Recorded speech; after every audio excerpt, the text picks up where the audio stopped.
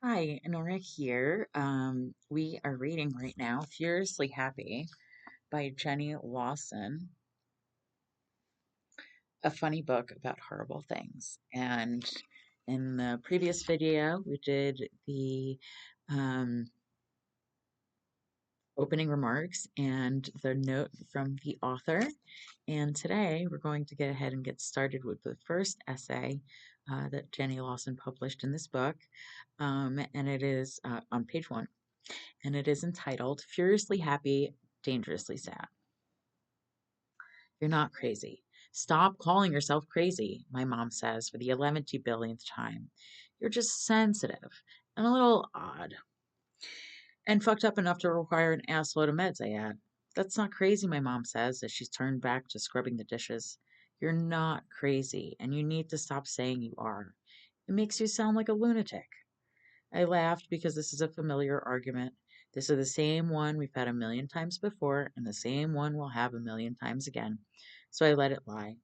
Besides, she's technically right. I'm not technically crazy, but crazy is a much simpler way of labeling what I really am. According to the many shrinks I've seen in the last 2 decades, I'm a high functioning depressive with severe anxiety disorder, moderate clinical depression, and mild self harm issues that stem from an impulse control disorder. I have avoidant personality disorder, which is like a social anxiety disorder on speed, and occasional depersonalization disorder, which makes me feel utterly detached from reality, but in less of this is LSD awesome kind of way, and more of I wonder what my face is doing right now.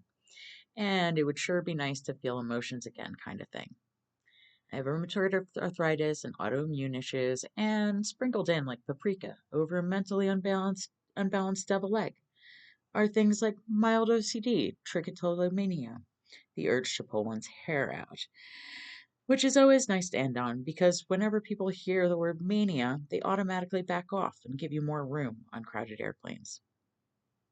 Probably because you're not supposed to talk about having manias when you're on a crowded airplane. This is one of the reasons why my husband Victor hates to fly with me. The other reason is I often fly with taxidermied creatures as anxiety service animals. Basically, we don't travel a lot together because he doesn't understand my awesomeness. You're not a maniac, my mom says in an aggravated voice. You just like to pull your hair. You even did it when you were little. It's just soothing to you, like petting kitten. I like to pull my hair out, I clarify. It's sort of different. That's why they call it mania and not kitten petting disorder, which would honestly suck to have because then you'd end up with a bunch of semi bald kittens who would hate you. My God, I hope I never get overly enthusiastic kitten fur pulling disorder. My mom sighs deeply, but this is exactly why I love having these conversations with her because she gives me perspective. It's also why she hates having these conversations with me because I give her details. You are perfectly normal, my mom says, shaking her head as if even her body wouldn't let her get away with this sort of lie. I laugh as I tug involuntarily at my hair. I have never been normal, and I think we both know that. My mom pauses for a minute, trying to think up another line of defense, but it's pretty hopeless. I've always been naturally anxious to ridiculous degrees. My earliest memory my earliest school memory is of a field trip to a hospital when a doctor pulled out some blood samples and I immediately passed out into a wall of thankfully empty bedpans. According to the other kids present, and a teacher said, ignore her. She just wants attention. Then my head started bleeding, and the doctor cracked open a pneumonia capsule under my nose, which is a lot like being punched in the face by an invisible fist of zinc. Honestly, I don't know why I passed out. My baseline of anxiety remained the same, but my subconscious was apparently so terrified that it had decided that the safest place for me was to be fast asleep on the floor, surrounded by bedpans. Which sort of shows why my body is an idiot. Because forced narcolepsy is pretty much the worst defense ever. It's like a human version of playing possum, which is only helpful if bears are trying to eat you. Because apparently, if you lay down in front of bears, they're all, What a badass. I'll attack her, and she takes a cat nap. Probably shouldn't fuck with her. This would be the start of a long and ridiculous period of my life, which shrinks label white coat syndrome. My family My family referred to it as "what the hell is wrong with Jenny syndrome." I think my family was more accurate in their assessment because passing out when you see doctor's coats is just damn ridiculous and more than slightly embarrassing, especially later when you have to say, "Sorry I passed out on you. Apparently I'm afraid of coats." To make things even worse, when I pass out, I tend to flail about on the floor, and apparently I moan gutturally, like Frankenstein, according to my mom, who has witnessed this on several occasions. Other people might battle a subconscious fear of adversity, fear, failure, or being stoned to death, but my phobia makes me faint at the sight of outer air. I even passed out at the optometrist twice and at the dentist, and two horrifying times at the gynecologist. Trigger warning. The nice thing about passing out at the gynecologist, though, is that if you are already in the stirrups, you don't have far to fall. Unless, of course, you're like me and you flail about wildly while you're moaning and unconscious. It's pretty much the worst way to pass out with somebody unconscious. Pretty much the worst way to pass out with somebody in your vagina. It's like having a really unattractive orgasm that you're not even awake for. I always remind my gynecologist that I might rather loudly pass out during a pap smear, and she usually grimly informs me that she didn't need me to remind her at all. Probably, my sister says, because most people don't make as much of a theatrical show about fainting. The really bad part about passing out at the gynecologist is that you occasionally regain consciousness with an unexpected speculum inside your vagina, which is essentially the third worst way to wake up.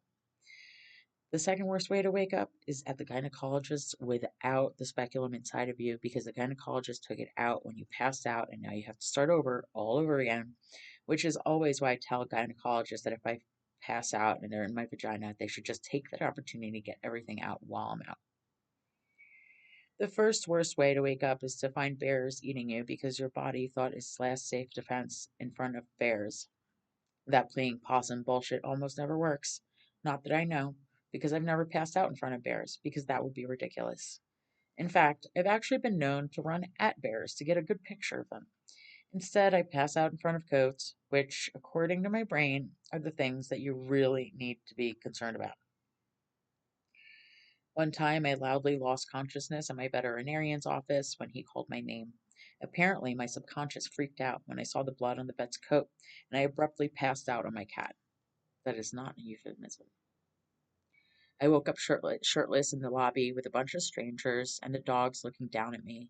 Evidently, when I started moaning, the vet called an ambulance, and when the EMTs arrived, they claimed that they couldn't find my heartbeat, so they ripped open my shirt. Personally, I think they just wanted a cheap thrill.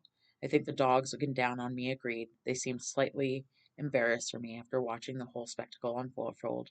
But you really can't blame the dogs because of, first of all, who can look away from a train wreck like that? And secondly, dogs have no concept of modesty.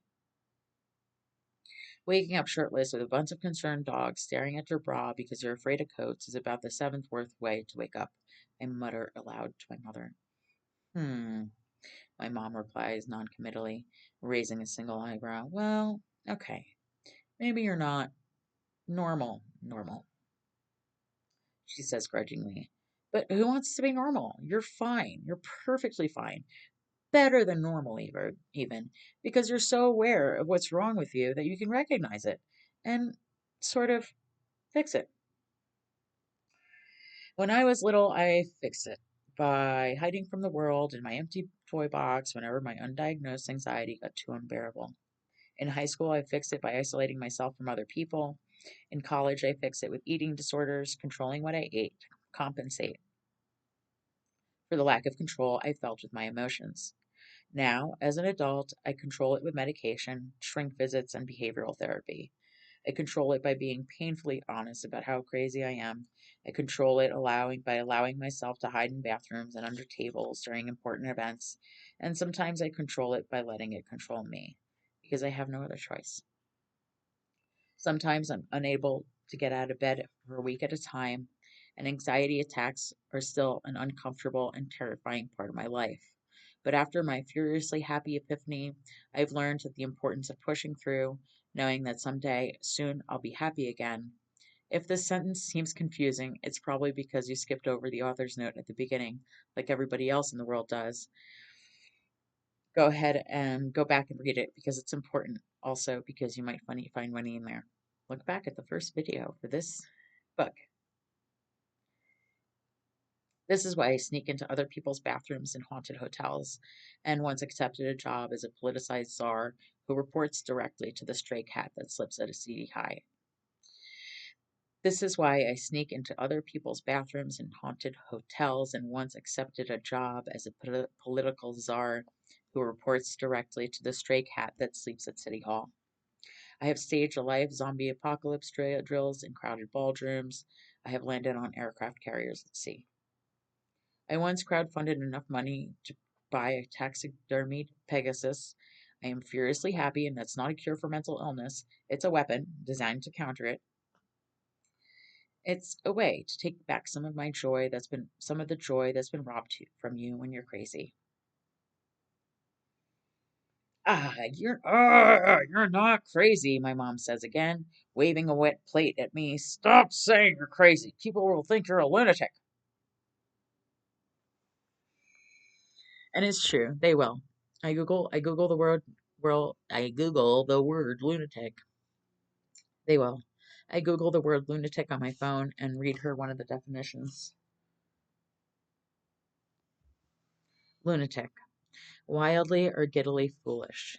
My mom pauses, stares at me, and finally sighs in resignation, recognizing way too much of me in that definition. Huh, she says shruggingly, thoughtfully, as she turns back to the sink. So maybe crazy isn't so bad after all. I agree. Sometimes crazy is just right.